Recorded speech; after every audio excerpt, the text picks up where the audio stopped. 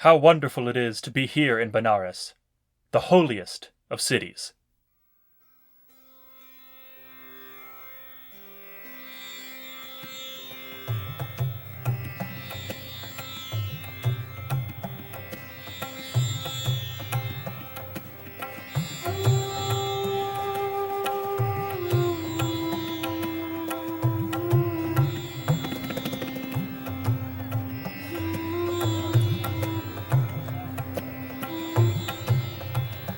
Welcome to the Indiana Jones universe, the podcast that explores the incredible adventures of the world's greatest globe-trotting archaeologist, Indiana Jones. Each episode is a casual and somewhat humorous, opinionated conversation with a slightly sophisticated analytical study of the expanded universe content from the Indiana Jones franchise.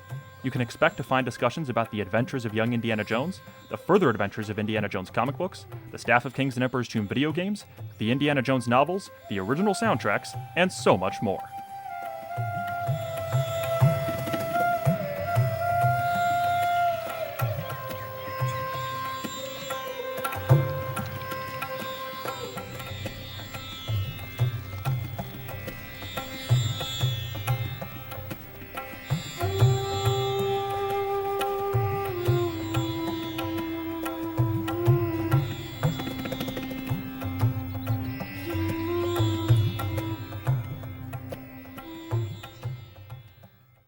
Hello, everyone, and welcome back to another episode of the Indiana Jones Universe podcast.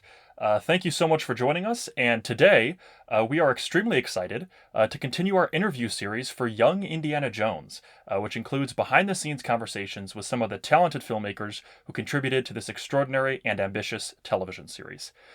Today, our special guest is an extraordinary transnational director, screenwriter, and producer. She is the co-founder of Hamilton Mehta Productions, and her award-winning films have premiered at several major film festivals around the world. Most notably, the final installment from her famous film trilogy, Elements, was nominated for an Academy Award in 2006 for Best Foreign Language Film.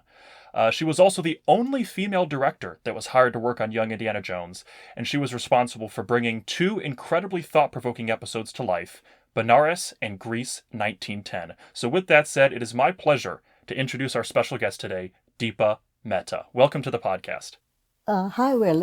And hello, everybody. It's a pleasure to be here. I mean, it's amazing actually to revisit these episodes and the whole universe of Young Indy after years. And I suddenly realized what an impact they'd had on my life. So they were really great. Yeah, it's great to have you here, and I'm so glad that you are excited to talk about your two Young Indie episodes and revisit them after so many years. So let's just start right from the beginning. Tell us a little bit about yourself. How did your film career begin, and how did that ultimately lead to your role on the Young Indiana Jones Chronicles? I grew up with films. My father was a film distributor and a theatre owner in India, in Amritsar, which is in northern India. And after school, when we'd go and pick up Dad, we'd hang around and I'd see movies. So I started seeing films at a very young age. And my father was pretty incredible. It's like something out of Cinema Paradiso, in fact, that, I remember asking him, how can I feel an emotional scene that I can't touch the characters. They're not even real. So he actually took me around upstairs to the projection room and made me touch the screen. And I discovered the magic of cinema at a very early age. And then when I grew up, I decided that the last thing I wanted to do was have anything to do with film. Because it was like, every Friday as I grew up, I realized that my father was really in a trepidatious mood because he didn't know what the box office of the film would be. So I thought, this is the last thing I want to do is have anything to do with the box office on Fridays. So I studied philosophy Oh, in university and waiting to do my master's in Hindu philosophy. And a friend of mine in Delhi who had a small, it's like a documentary house that did small documentaries for the government of India, asked me, why don't you learn how to edit? oh wow. So I learned how to edit on the Steenbeck in those days. And then they said, he was a really interesting guy, and Anil. And he said, okay, learn cinematography. So I learned a bit of cinematography and sound on Nagra those days. And I thought, this is interesting. This is nothing to do with Fridays and box offices. So that's how I learned, got into film. Wow, that's terrific as well. And also interesting that you originally got your degree in philosophy, of course, with the connection to the episode in Greece. Now, before production began, what were your initial conversations like with George Lucas and Rick McCallum, and how well did your creative vision align with their ideas? Actually, I was in London at the British BFI, which is a film festival there. And my first film was in competition there, I think, called Sam and Me. And I got a call, and the person on the other end said, hi, am I speaking to Deepa Mehta? I said, yeah. And he said, George Lucas here.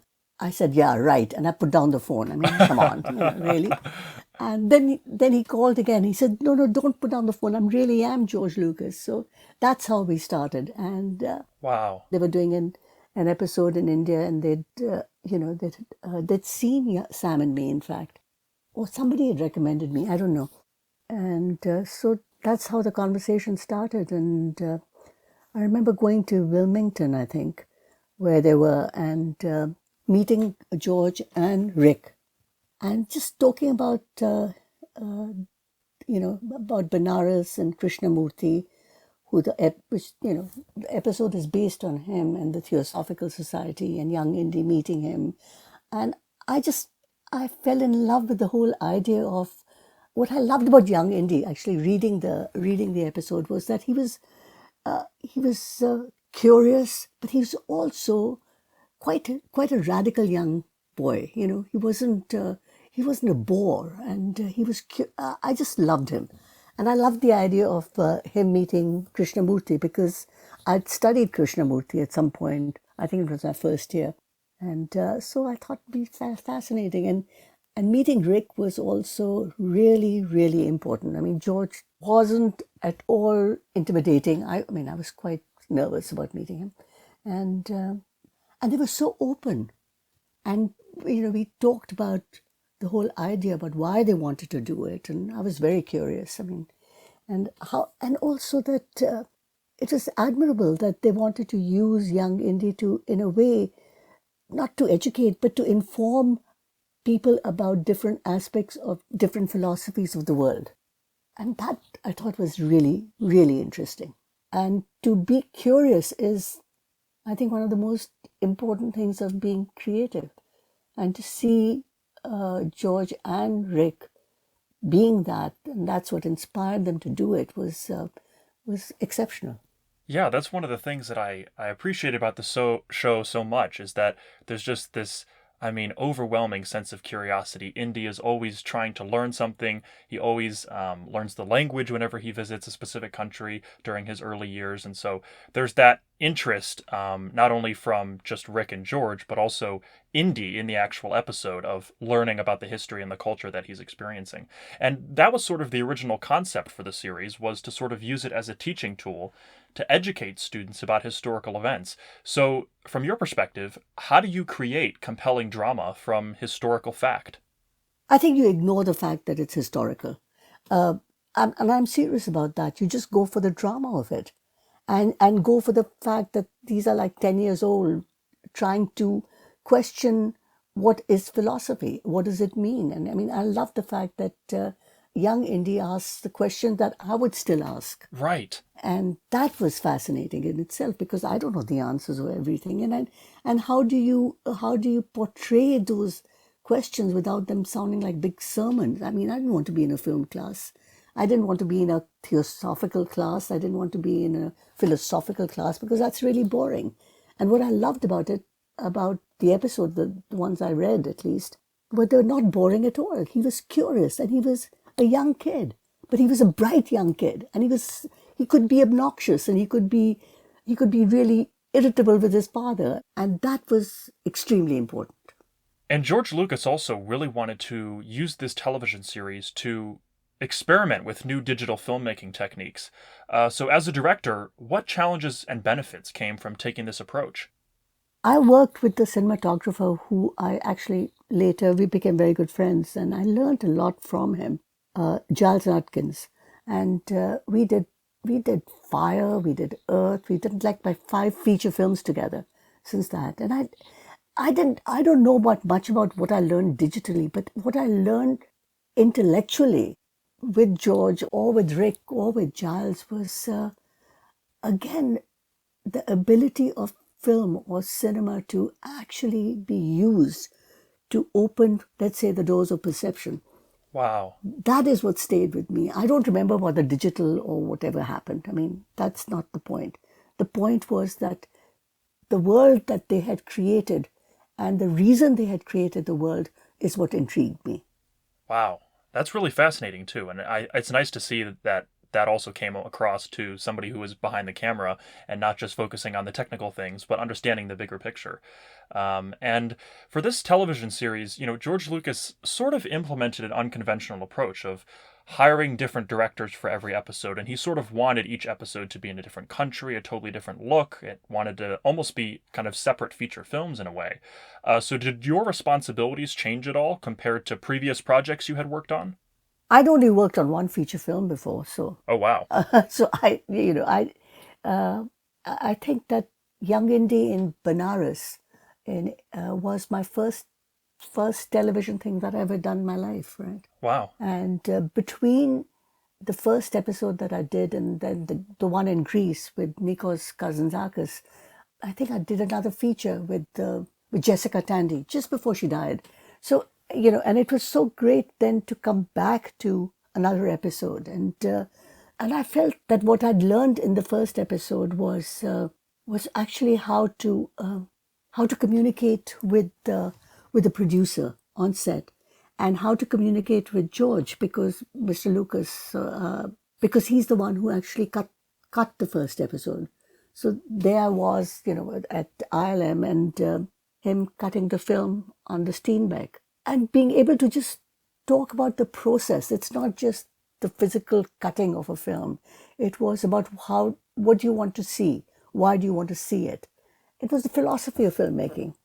And what was it also like working with Rick McCallum on the set? I know a lot of directors have spoke very highly of him in terms of his role on this series. What was your experience like working with him? I think Rick spoiled me for the rest of my life. I'm not kidding. He's like the producer I work with now, David Hamilton. He laughs. He says because all his life he's being compared to Rick McCallum. So, and it's true because Rick was amazing. He was so approachable, and he was not at all precious. And there's a lovely incident that I remember when we were doing the Grease one, and I had my assistant with me, and and so Rick asked if I could use her to help out as a third AD for a couple of days, and I said absolutely. And so she did, and then this was the last scene of the film, and we finished it, and I'll be saying our goodbyes, etc. And the assistant came to me, and she was crying. So I said, "What's wrong? What's happened?" And she said, "Well, I don't know how to tell you, but I really enjoyed working with them, and it's such a great project." So I said, I went to Rick and I said, "I want to continue working with you and not work with Deepa anymore." And Rick told her, "You're excellent. That's really nice, and we are flattered. But I think that the most important thing is loyalty. Wow. And if you can't be loyal to Deepa, I don't think that we should work together." And I thought, holy shit, Right. that's what makes. So I'm not giving you examples that are about technical ones that makes him a good producer, but I think a good human being who's really good at their work is what makes an excellent producer. Yeah, absolutely. I mean, I think had a great sense of understanding what George Lucas's vision was because George wasn't on the set all the time, so it sounds like a terrific person to work with. Now, obviously, Indiana Jones has a certain visual tone. Of course, there were 3 films that were already made before Young Indy came along. So what are the kinds of things you pay attention to as a director to fit into that tone? And does that ever come into conflict with your own personal style? Not really. I mean, I think it was more important working with not not with Young. I think his name's Corey, who has played Young Indy, and because Indy in the making kind of a thing. And but it came more into question with Lloyd Owen, who I adore. He was a wonderful actor to work with because he's an adult, and so how to emulate what was going to happen or what had happened without it being an emulation. So it was in performances that I had to be very careful that it wasn't over the top, or it didn't become I'm trying to imitate somebody, and how to make it organic. George Lucas was open to changing lines, Oh, wow, yeah. and I mean I remember I think there was one cage or something that they'd going up to the monastery in Greece, and and it fell down or something had happened, and they had some lines, and I remember being on set and saying, "Oh my God, who wrote these awful lines?" And George Lucas said, "I did." So there you go. Right. Oh shit. But he was so open to changing them, and so there wasn't huge arguments about things. If you made sense, he would do it, and otherwise, it wasn't about ego. It was just wanting. I loved the fact that this guy really wanted to do this. So let's start talking about your episodes in more detail. And I'd like to start with the first episode you worked on, which was Benares 1910, which is also known as the first part of Journey of Radiance. What was your initial reaction to the script that Jonathan Hensley created for this episode, and what did you like about it? Journey of Radiance. I remember reading it and being acquainted with Krishnamurti, who Young Indy meets in this episode, and it's all about the Theosophical Society. I had, I think, being a student of philosophy, I knew a lot about the society, so it intrigued me to think of young Krishnamurti and how he would interact with the young Indy. So it was like bringing those two characters together, especially since I knew quite a lot about them, but I didn't know much about his youth. So the whole idea of baseball and cricket and the way Jonathan got into the quote unquote philosophy of what Indy learned from Krishnamurti was through what young boys or young girls would go through games, through sport. And I thought that was really smart. Yeah. So it wasn't big lectures on meditation, nothing. It was about kids talking about sport. And at the beginning of this episode, there's this sort of cultural exchange that occurs, as you mentioned, when Indy teaches Krishnamurti and his friends how to play baseball. And I've always admired, the youthfulness that is portrayed in this scene because it creates that strong connection for these two characters to then talk about all these sort of complex topics of religion and philosophy. Do you have any fun memories about shooting this scene? Because it really is a fun, fantastic scene to watch. I mean, I don't know a thing about baseball. So, so it's just like, I said, okay, wow, okay, this is what's done. So it was learning about things that I didn't know much about. I was born in India. I was brought up in India. So, I mean, I know about cricket. I don't know a thing about baseball. But reading the script and then realizing that you could have fun with it was great. So I think that as a director, I think that if I don't learn about something, whether it's baseball or whether it's about meditation or whether it's about a big, theosophical conversation, it's so important to learn something. It's about curiosity that drove me the way perhaps it drove George Lucas about to do the series. That I'm learning something. It's just not for kids who hopefully will learn something. As adults, we learn things. And what was it like working with Corey Carrier in this episode, and what were you looking for in his performance of this famous character, Indiana Jones? I think a sense of humor was I was looking for with Corey, and I liked him very much. I thought he was cocky, and he was smart, and he was also very serious.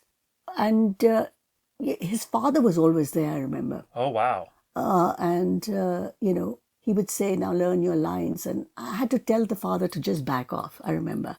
I hope he's not listening to this. Anyways. But, once that happened, it was, he was just being, I guess, doing the father thing and being responsible. But once he wasn't around, I said, "Why don't you just take off. You don't have to be on set. We'll figure it out. It was great fun then. I really enjoyed working with Corey. That's really interesting because we talked to Carl Schultz a couple of weeks ago, another director from Young Indy, and he said exactly the same thing, that his father was always on the set, and that, once his father left, he sort of had a little bit more freedom to kind of actually just have a little bit more of a natural performance. So that's really interesting. Now, the majority of this episode was shot in India, which is phenomenal, and there's, this abundance of beautiful cinematography throughout the entire episode that is just so extraordinary. Do you have any behind the scenes stories to share about the locations for this episode and what it was like actually being in India for this one? It was fabulous. I've always loved Benares, and I'd been there before. But I think it was discovering an aspect of Benares because of the subject, and it was 1910 that we were supposed to be in, and with Giles, and also finding out how he was going to shoot it, and we wanted it to be as spectacular as possible without it being overlit, for example, and movements, and that if the camera would move, it would be because it wanted to capture something that was important for Young Indy or for us as an audience. So again, it was discovering Benares the way I'd never known it. Well, it's so important for me as a director to this day that I have a curiosity that's being fulfilled or challenged each time I'm doing something. And I think it started with Young Indy. Yeah, I mean, that's amazing. And each episode, I think, when I first watched it, I had so much curiosity just learning about all these different topics and things that, I thought I knew so much about, but then it's so easy to be aligned with Indy. He's such a relatable character because he has that curiosity, like you mentioned. And, throughout this episode, Krishnamurti introduces Indy to many different religions as they travel across the city of Benares and the Ganges River to visit, several mosques and temples.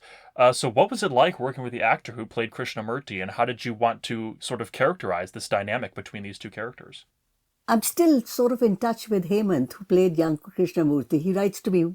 Oh, wow. Yeah, it's like, sometimes. And uh, I think I met, or not interviewed is the wrong word, just hung around two or three people who could play Krishnamurti.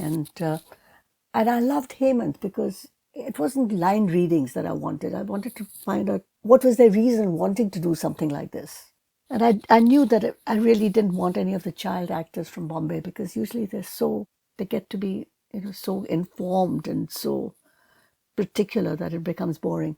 Hemant had never acted before, but it was just great being curious. So he come back to curiosity. He wanted to do it because he'd never done it before, and he thought this is going to be fun. And that was the attitude what I would have liked, and he understood it. And his parents were also really well informed, and so he knew about meditation. He knew about cricket. He knew about. He had been to a mosque. He'd been to a temple. He'd been to a church, but he'd never been to a Buddhist temple. So it was interesting to go with him there and to see that whole thing that happened in Benares at this beautiful temple and what Buddhism meant, because Buddha under the Bodhi tree, it was in Benares that he actually revealed himself. So Hemant got it, young Krishnamurti got it, and he and Corey became good friends. And it's really interesting because I could be mistaken, but from what I remember, I think this was his only acting credit ever, I think. So he must have had a different career change at some point. But he was phenomenal as Krishnamurti. It's so believable. Sometimes when you're trying to act as a historical figure, it's a little bit forced. You're trying to be exactly like that person. But I think he was so natural at reading the lines and communicating that type of compassion that I think it worked beautifully. And also he wasn't, it was really important for me, I guess being Indian, that he didn't become a caricature or didn't talk in what's expected, like, Right. like in something out of The Simpsons or something. So that was really important. And so he talked normally, and I think his performance was thoughtful. Yeah, I think he is a software engineer or something. He's become quite big. Now, another intriguing aspect of this episode is Miss Seymour's skepticism of theosophy after she meets Annie Besant and Charles Ledbetter. What did you want these characters to communicate to the audience about the concept of theosophy? I think theosophy is, I'm not a big fan. But so I loved the way Margaret actually tried to talk with Annie Besant about theosophy. I like the fact that she actually asked the question that I wanted to ask. It's the whole understanding of being skeptical of a way of thinking, and perhaps the ability to answer the questions that anybody who is as skeptical as and rightfully so as Miss Seymour was, that she would there would be end up being an understanding, which is so important even today. I think is that there might be different philosophies in the world, but you don't have to dismiss one to accept another. It's to be open to ways of thinking. And that's communicated so well through this final scene, which is incredibly powerful because Miss Seymour, who was doubting the legitimacy of the Theosophical Society for essentially the entire episode, now overhears Krishnamurti's conversation with Indy at the end. So Indy has spent the entire episode learning about the religions of the world from Krishnamurti, where Miss Seymour has been so skeptical. And so she finds out, from Krishnamurti that, there's one thing that all religions share. It's the belief that God is compassionate. And, this tear comes down her eye at the end. Oh, it's beautiful. It's lovely. It was really lovely. And as a result, what theme did you want the audience to take away from this episode? I remember feeling really strongly that it was important. It wasn't about the philosophy. It was about our race, our cultural differences, all melt away because finally we are all equal. That's what I wanted. And I remember, I remember this was that Young Indy gives, at the end, I think he gives Krishnamurti a parting gift or something. I don't know what it was, or a baseball cat or card or something. I don't know. Yeah. Yeah. And this wasn't in the script, but I Oh. asked George Lucas. No, it was in the script that he gives him a baseball card. But I felt that it was important that Krishnamurti give him something too. And that wasn't in the script. So I thought, what should he give him? So I thought, the water from the Ganges, the sacred river. That's amazing. So when I asked George Lucas if I could do that, and he said, absolutely. So that was nice to be able to contribute, that it isn't always giving. It's also about taking, and that made them equal. So let's move on to the next episode you worked on, which was Greece 1910, also known as the second part of Travels with Father. This was an episode that was created in sort of the second part of the series for these TV movies that were created in 1994 and onwards. Now, what was your initial reaction to the script that Matthew Jacobs created for this episode? I loved it because I was a huge fan of Kazantzakis. So it was like, and to this day, The Greek Passion by him, it remains one of my favorite books ever.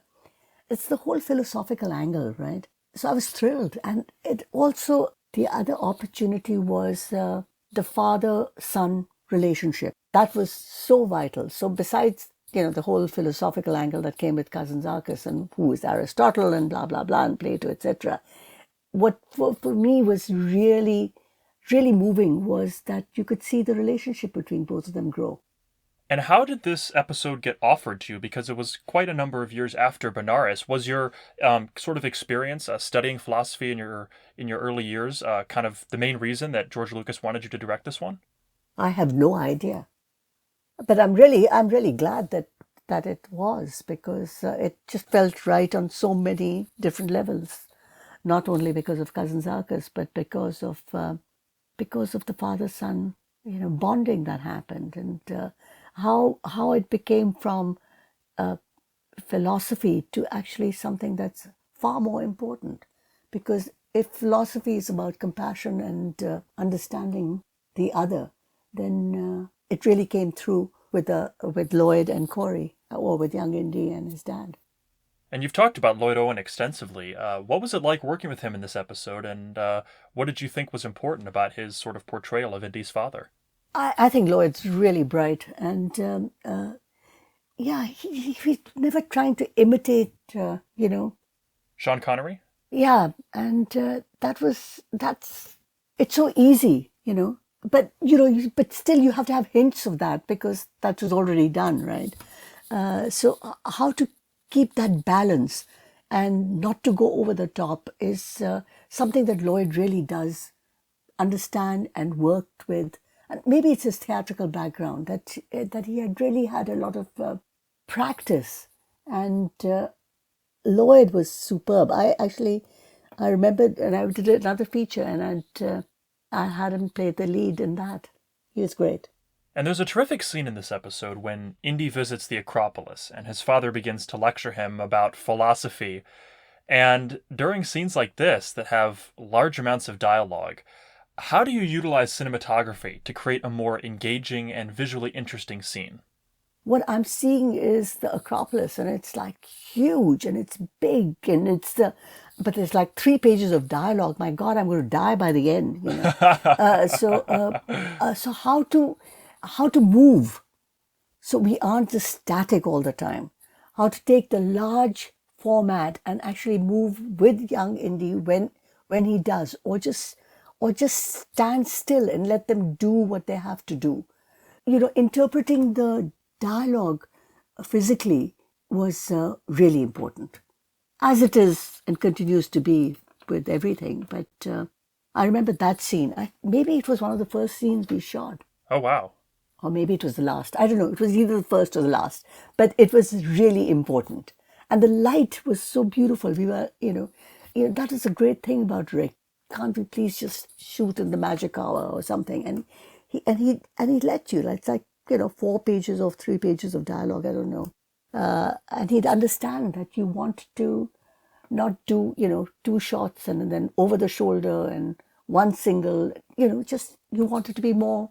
If they are exploring a philosophy, we should be exploring cinematography. And what was it like shooting this episode in Greece? Because similar to the Benares episode, I mean, you were practically traveling all over the world to film this. What was your experience like filming this kind of in Greece on location? It was great. I mean, the monastery itself was just stunning. And I remember when we'd gone there for a recce with Rick and with Giles. It was fabulous. I couldn't get over it. That it was stunning. I'd never seen. You go to Greece, you go to Athens, etc., or you go to the islands. But to go to the monastery was really spectacular, and how to capture it was conversations we had, but it was always about exploration. It wasn't about, okay, this is going to be the way we shoot it, or this is the storyboard. I've never done a storyboard in my life, and I still haven't. Interesting. And there's a terrific moment of comic relief in this episode with Aristotle and Plato, the carriage driver and the donkey. Yes. Yeah. That creates this outrageous political debate between Indy's father and the carriage driver. So, what was your approach to working with the actors in this comedic scene? What did you want to take away from this one? How boring it can be if we take ourselves too seriously. Yeah. They were great actors, all the guy who played, the cab driver, and the guy who played Nikos Kazantzakis was superb. Yeah. I mean, just that whole explanation. I don't think it was something to do with an orange and causality. It's beautifully written, so that helped. Yeah, that helped enormously. I mean, it's one of many fun scenes in this episode, and even in the Benares episode. I mean, there's such a good balance about Young Indy not trying to make him anything else except a young kid who's curious, who's reckless, who's has an attitude, but is a nice kid. Now, the primary focal point of this episode is when Indy meets the philosopher Nikos Kazantzakis, right, in the library of the monastery, who teaches him about the principles of logic and causality. Now, how do you approach creating such an authentic relationship between a significant historical figure like Kazantzakis and a fictitious adventurer like Indiana Jones? I don't think about it like that because otherwise I'd be overwhelmed, I think. So, being a big fan of Nikos Kazantzakis, I knew a lot about him and his work. And by this point, I knew a lot about Young Indy too. So it was like, okay, it's like a game. that's the other thing about what was great about Rick was that he let me rehearse with the actors, and it wasn't line reading. Yeah. It was about uh, trying to find the moment that is the unexpected moment in a scene. Oh, wow. And Corey really got into it, and the actor who played Nikos was superb. Like, it's how do you make it not sound so heavy? Make it fun. Let them move. So it's not a too short thing. So let it's not just Nikos talking to him across a desk or something, I think it was, or whatever, but actually moving towards him, so they're facing each other and then moving away. So you actually are talking about the philosophy of causality by movement. So that is adding to it. And that's what I loved about Rick, was that he actually gave me the opportunity to rehearse. But it wasn't line rehearsing. That was what was great. I mean, yeah, it's an amazing scene.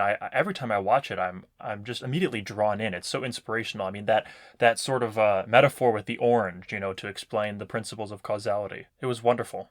Now, during the final moments of this episode, Indy and his father build a ladder to climb out of the cage at the Hanging Monastery. Now, where did you film this entire sequence, and was it an ambitious scene to create? It was till I think that what happened was that, I mean, there was no way that we were going to let them be that high, and there were no cranes or anything. We were there, so that's what where Giles is so brilliant, is that we did it like about 4 feet away off the ground. So it was edited really well as well. So it was a no-brainer. It really was. That was the easy one. The more challenging ones were the scenes with Nikos. The more challenging ones were uh, of them walking, forever, and getting closer, or being or having the nerve, actually. And we had fun with that. Was when they're swimming in the ocean, and they're swimming naked, and then the Yeah. goats get their Right. clothes, and it was fine, to show that. And but for me, the what really made the episode very, very special was not only Nikos, but how you can actually see them physically get to know each other when both of them really didn't want to be with each other. Yeah, so I mean it's so great that again, there's all these sort of like connections through the different topics in this episode that also always lead to some sort of lesson for Indy. So in this case, he's learning about philosophy, but the philosophy totally mirrors the relationship he has with his father. So those connections are really, really well done. And I think it's a powerful part of the series. So going back to that scene with the cage, I know the monastery, of course, was shot on location, but then did you guys build the cage on a set and then kind of shoot it a little bit high off the ground, or? No, no, no, it was right there. We were on location, yeah, but we weren't all high up. We built it. It wasn't a part of the monastery, but we built it as if it was a part of the monastery, but it was at the bottom of the monastery. Oh, wow. So we were on location. We weren't on a studio set. Wow. And I think this episode is such a masterpiece because, as you were sort of mentioning, it provides the audience with this origin story for Indy's relationship with his father before the events that take place in, of course, the film Indiana Jones and the Last Crusade. So, as a result, what theme did you want the audience to take away about sort of relationships between fathers and sons? Trust. How do you build trust? I think it was about, and also the vulnerability of the father.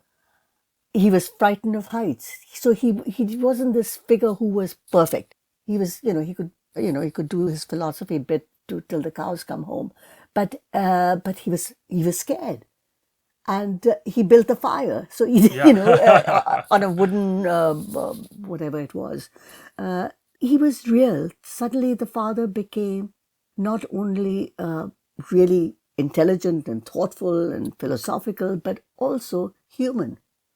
And that was extremely important. So now let's move into some closing questions. You talked about Giles Nugent's, the cinematographer in both your episodes, quite extensively already, and he has since become one of your primary collaborators. So what was it like working with him on this series? It was great. It was great working with Giles. Giles is very funny. He's very British, and he's got this clipped sense of humor, and you don't know when he's being funny or when he's being serious. So I first met him at the airport in Delhi, and And I just thought he was hilarious. I couldn't understand a word he was saying because of his really very British accent. I said, you have to slow down, Giles. So we learned to talk with each other, which was great because it wasn't just, okay, what lens do you want to use or why you want to use it or how do you want to shoot it or do you want to use a tracking shot or whatever. It wasn't that. It was always with Giles, and that's what I love working with him, was about what do we want to convey with the scene. It was about the emotions, and the emotions dictated the camera, not the other way around. Now, once you actually finished shooting the episodes on location, did you get to work with George Lucas in post-production for any of your episodes? Yes, the first one, he actually George Lucas cut himself. So I was there. I was there with him at ILM, I think, I guess, and while he was cutting it. So yeah, I was sitting in the same room, and he was cutting it on a steam bike. It was great. And what did you learn from that experience? What was it like getting to be with him in the cutting room? What was great was that I had my daughter with me, who was 8 years old, I think, and I brought her with me, and they said, "Fine, bring her, no problem." And it was fabulous because they gave her a bike, and so she'd bike around, and even if we were cutting and she'd walk into the room, George would say, "Okay, let's take a break. Come on, Devyani, that's my daughter's name. Let me show you Indy's whip and what's it called, the jacket, the leather jacket or something." And then we'd go off, and then behind the glass case was the whip and the jacket, and he'd take it out and he'd let Devyani wear it. Wow. And then we'd come back, and Devyani would go off and play with his daughter, I think, I don't know. And we'd come back to the editing room. So what I remember about the editing room was not just his expertise about finding a moment and when to cut and when not to, which was amazing, but his humanity. So that's what I remember. So it isn't, what did I learn? I learned it's how important it is to be humane. Yeah, it sounds like George and Rick were just wonderful, wonderful people to work with. They were really great. Now, as you reminisce about the Young Indiana Jones Chronicles, nearly 30 years later, what did you take away from the experience, and what impact has the show had on you, not only as a filmmaker, but as a person? Besides how wonderful Rick McCullum is, and Giles Nudkins, and Lucas isn't bad either. Right? It's all your fault, Will. You asked me what I took away, and it just came to me. I think doing these episodes in a way had so much to do with the writing, Jonathan's writing, George Lucas's writing, but also what was the intent behind them?